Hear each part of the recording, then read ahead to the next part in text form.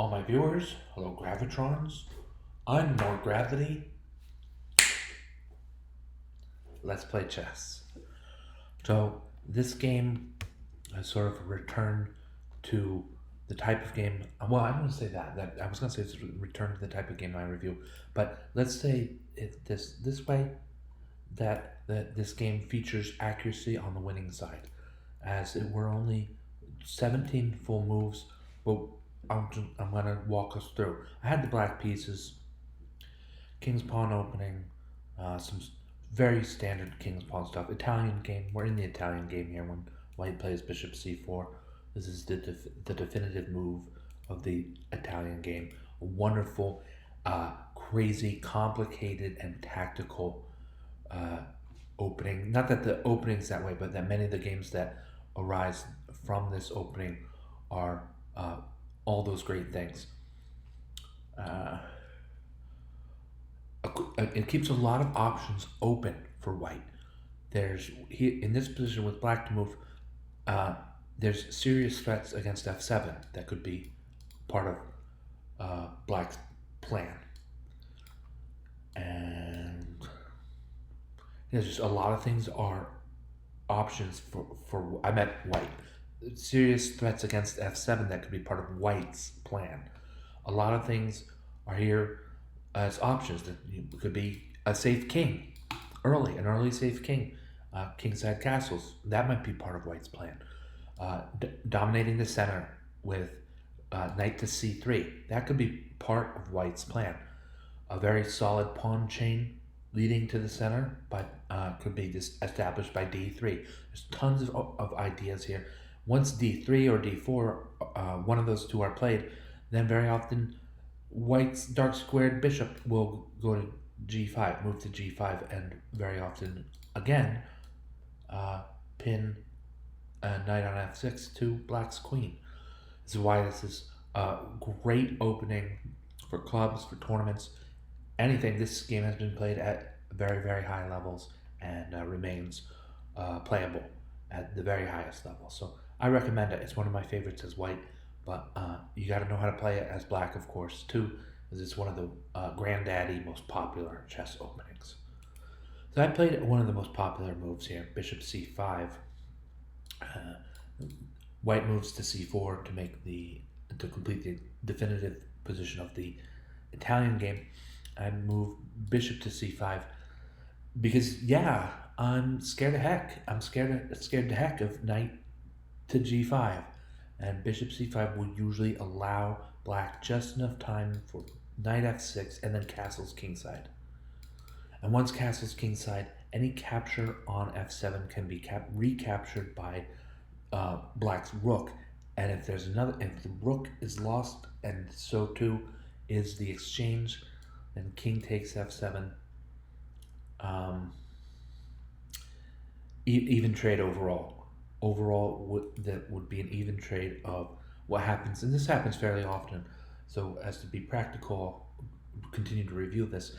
Knight and bishop for rook and pawn, all on, you guessed it, f7. And that's materially, that's an equal trade. Early in the game, you'd probably rather have the extra piece, and so this sometimes doesn't happen because it gives black the extra piece. But we're almost splitting hairs here because it's still pretty close. Rook and pawn for knight and bishop. All right, so none of that has to happen. Well, I guess it still could happen if white presses with knight to g5.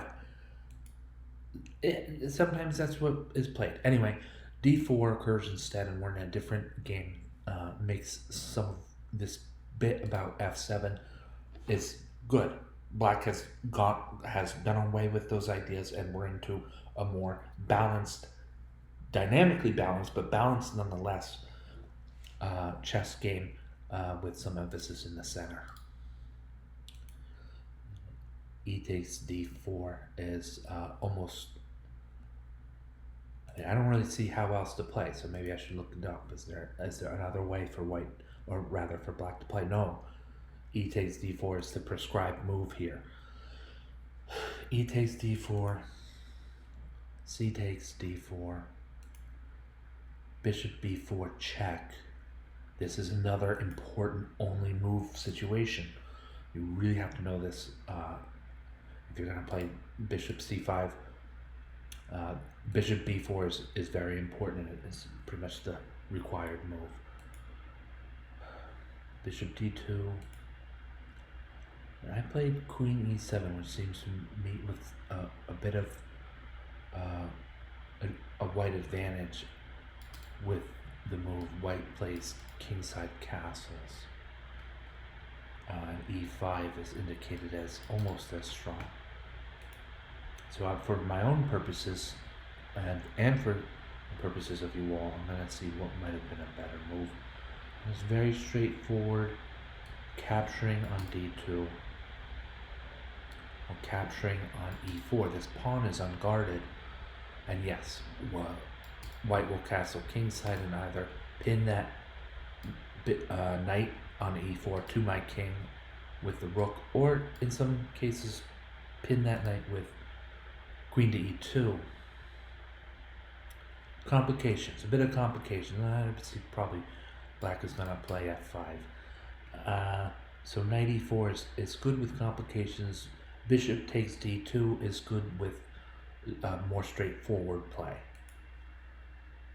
Okay, so now I know queen e7 not necessarily the best move. Pawn to e5. Bishop d5, just taking advantage of the fact that the en passant capture cannot be made through the pin. I actually thought this was good. Pawn to d4 forces the relocation of white's light squared bishop.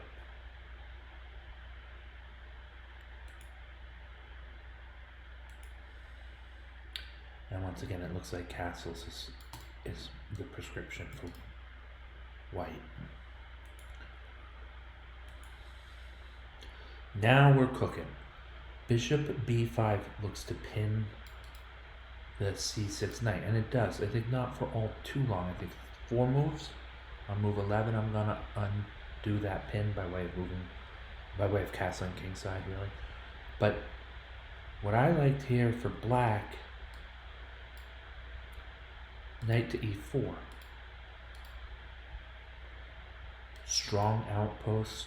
Right? It takes some doing maybe to unseat this knight from this outpost, and things are crazy too. So however many moves it takes to undo this knight from his outpost, it's like ×2. You multiply that by 2. That's what I mean. You multiply that number by 2 because the board is nuts. This board is crazy. This is not like a really serene kind of board. Bishop takes c6, b takes c6, kingside castles, and bishop to g4. This pin is tough. This is a big deal. This isn't just any pin. This is a pretty darn difficult to manage pin. And I think that's why my opponent captured on b4 here. He's got to get his knight to d2 to help guard the other knight at f3. He sheared that whoever I'm playing in that way. And I was fine with that. Queen takes b4 kind of justifies queen to e7. My queen is attacking an undefended pawn. There could be a subsequent capture of a rook on a1 if the knight doesn't get his get going and in a hurry. d4 is kind of protected, but this queen is very strong.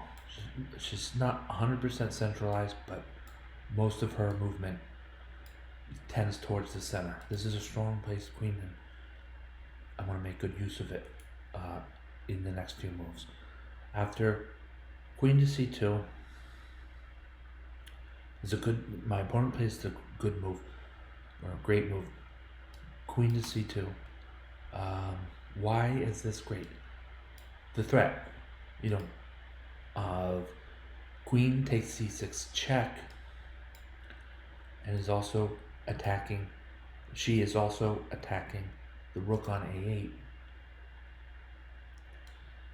And king to e7 would be my response. And then comes queen takes c7 check. Now we need a band-aid against a bullet wound, because bishop to d7 is not all that great to pin that bishop to my king. And yes, I get away with, or I lead the set of moves without bleeding any pieces besides the pawns. They're pawns for the moment. But my rooks are not going to be lost in this, but it's about as bad as it can get, aside from that, from black's point of view. So queen to c2. I don't recall what I did to respond to this. Yeah, I got the heck out of the way. I said you can have the pawn on c6.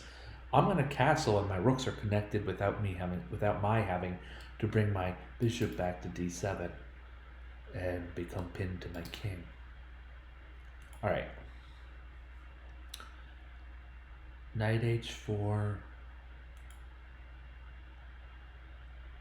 Queen takes d4. I'm going to absorb a loss of a pawn, so I might as well guard against the material aspect of things by picking up a nice central pawn on d4.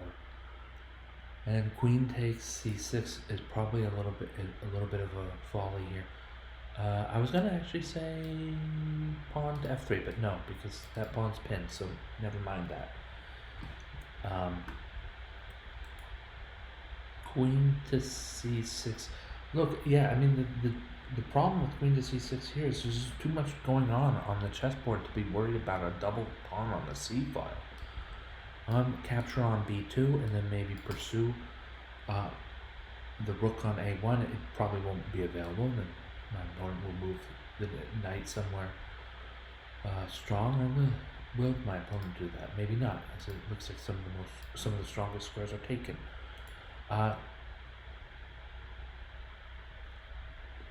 Yeah, queen takes b2 is strong here for black. Bishop e2. Bishop e2 is strong here for black.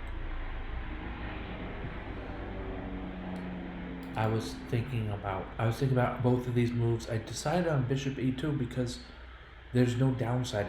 It's good without being complicated. I want to play bishop to e2, and I think white is going to lose the exchange, perhaps more here. We don't really have to calculate it all the way to full, because moves like, there's no good move in response. Rook to e1 or to c1 allow queen takes f2 check. And on the light squares, my bishop has it covered, right? That being said, I believe that rook to c1 is a little better than what we saw in the game. Rook to e1 leads into a forced checkmate. So I spotted that and played it, and correctly so. We go back here a minute and allow the computer playing on its maximum level in practice to play. Okay, okay, that makes sense. I would have thought rook to c1 was pretty darn good. Can I try this first? We could sort of allow our opponent to do us the favor of that. And then now here with black to move.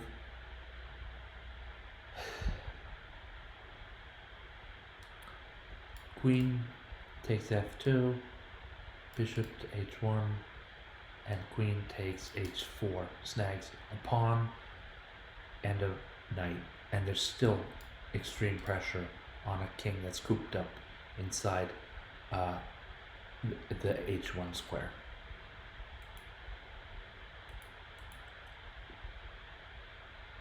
Alright, so let's go back. We'll try this. My computer opponent will now develop the knight, and I think in this scenario black will get the exchange, and that's about it.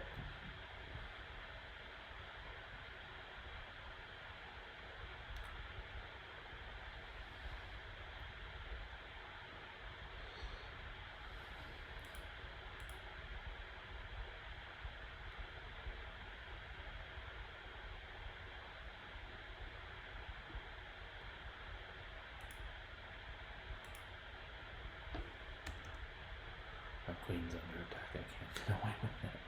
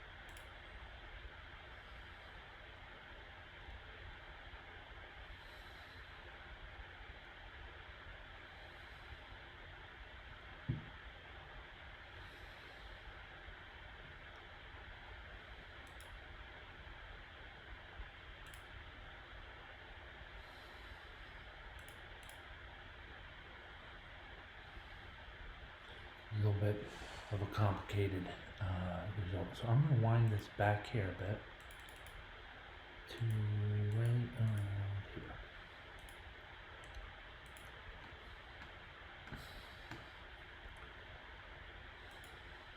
Queen takes b2 is best.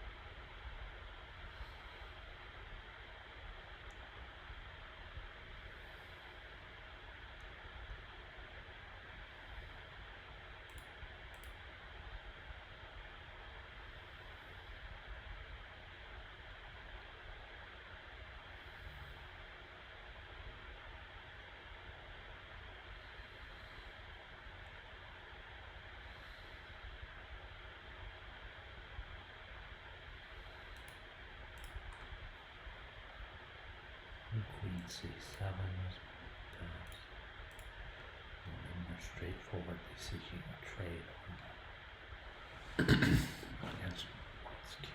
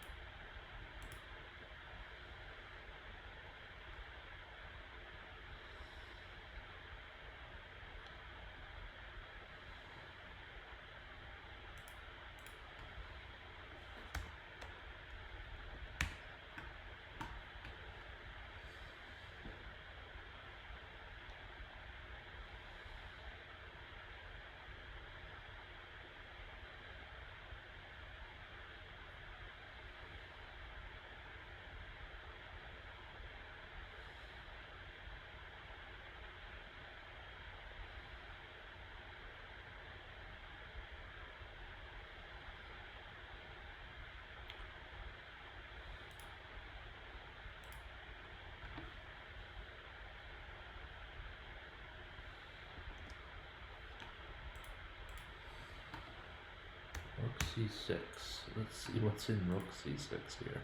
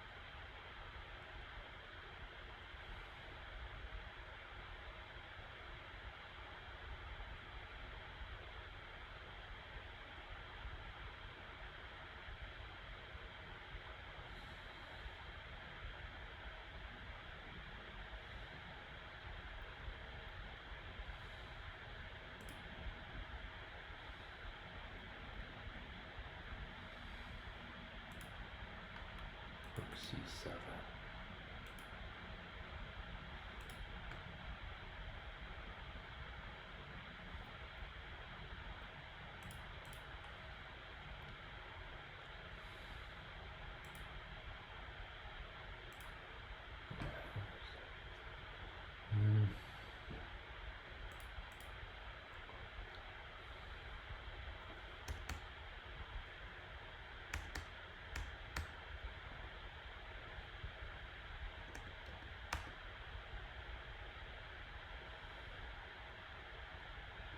Rook f7. Peter says.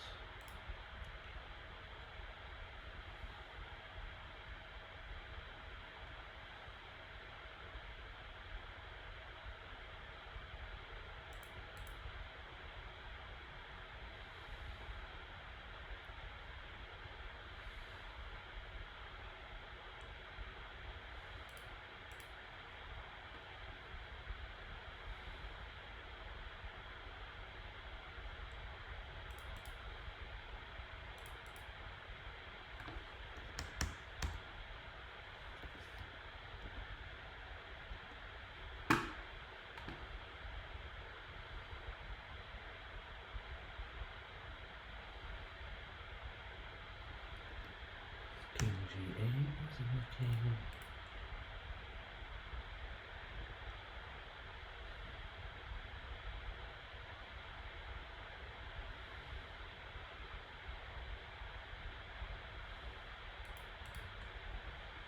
Rook e7.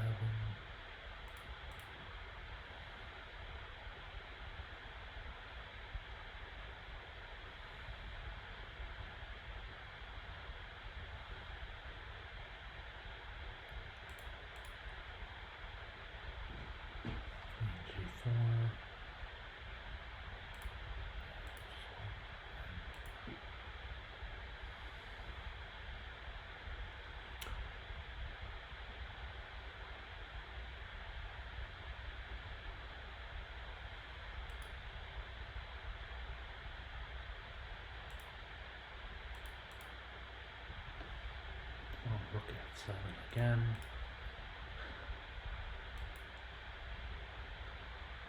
Check.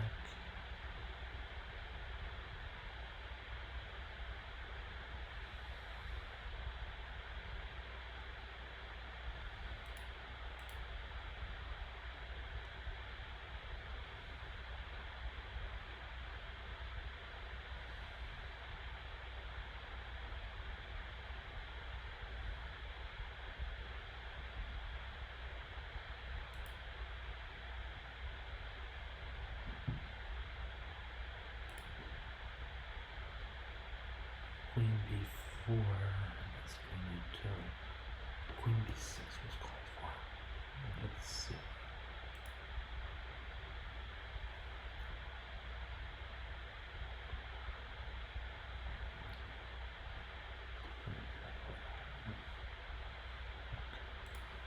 There we go.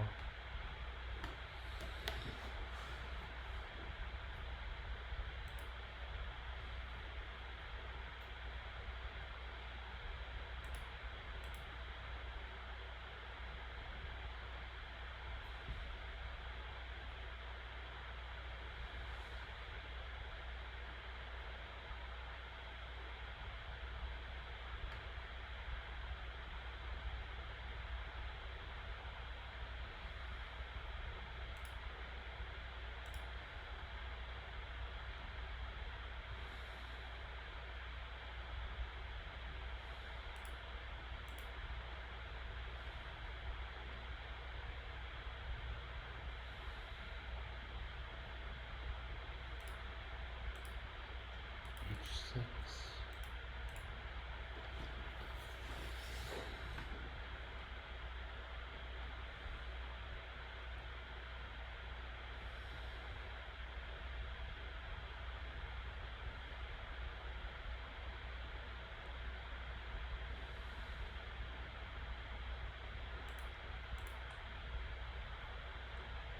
King h7.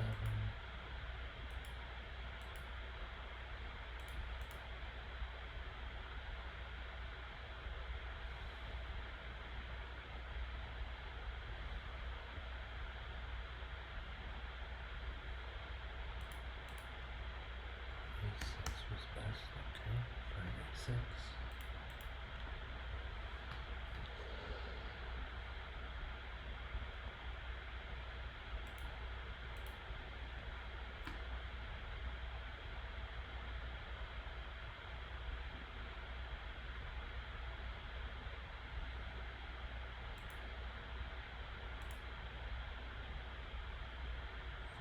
Queen f6 instead. Queen to f6.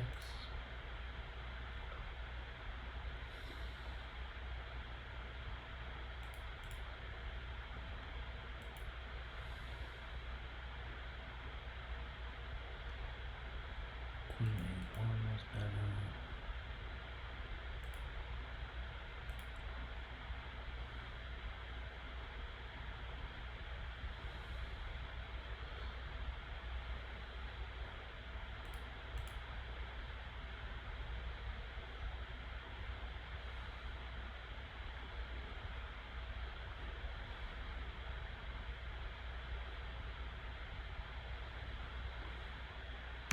Queen f6 was better. Let's check queen f6. We got a draw for repetition of position. Repetition of position. a6, king f1, a1 check, king back to g2.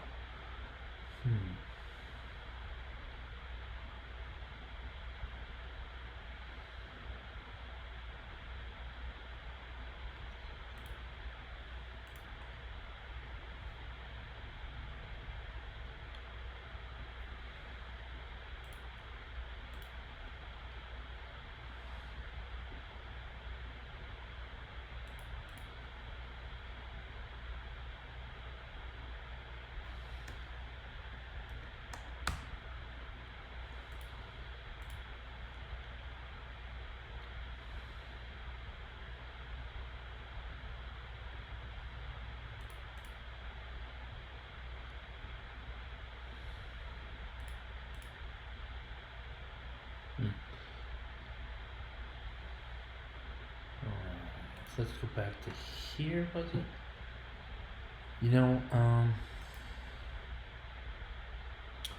We played from here against computer, and though black is doing really well on the evaluation bar, with almost a rook ahead in torch for lights thinking, not much of that has materialized in terms of a material lead.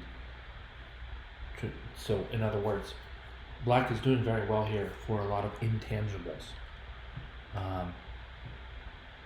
Why do I mention? Because a human player against a computer player will usually prefer, if given 4.8 lead in intangibles versus a 4.8 lead in tangibles, like a rook, humans will do better against the computer with the rook, in my opinion. So I wasn't able to finish this against computer on the highest level, and I think part of the reason why is that the evaluation bar is doing very well for evaluating as a computer, and that doesn't mean that if black is ahead by 4.8 here on the evaluation bar, that's by torch 4 light, that doesn't mean Jordan is ahead by 4.8. I don't know how to say it. It's somewhere in that gray area. I'd rather have a full rook and have others' concerns be more or less equal. And here I've got attacking potential and files and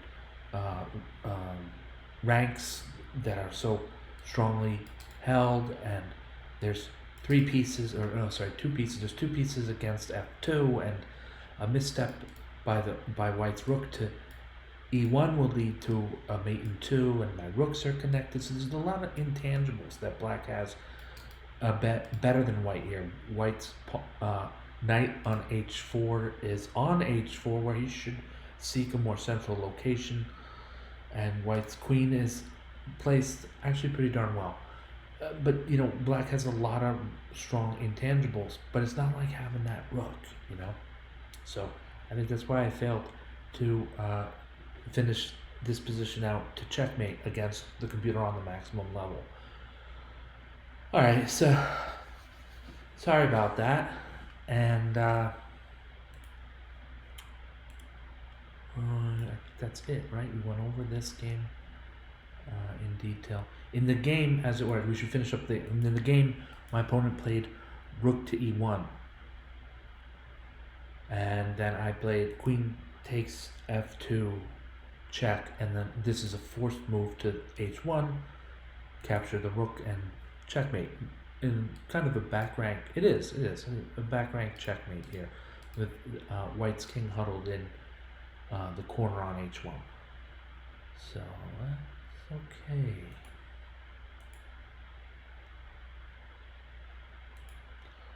Alright, that's it for today's broadcasting. We're a little bit over the budgeted time, or the time that I thought it would take, or both. It's not really budgeted.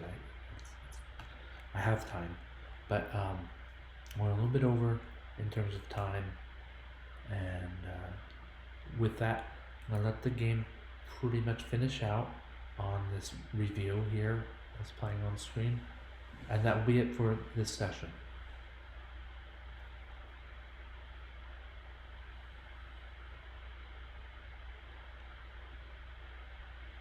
All right. So thank you all for watching. Thank you, Gravitrons. I'm More Gravity. Have a great night.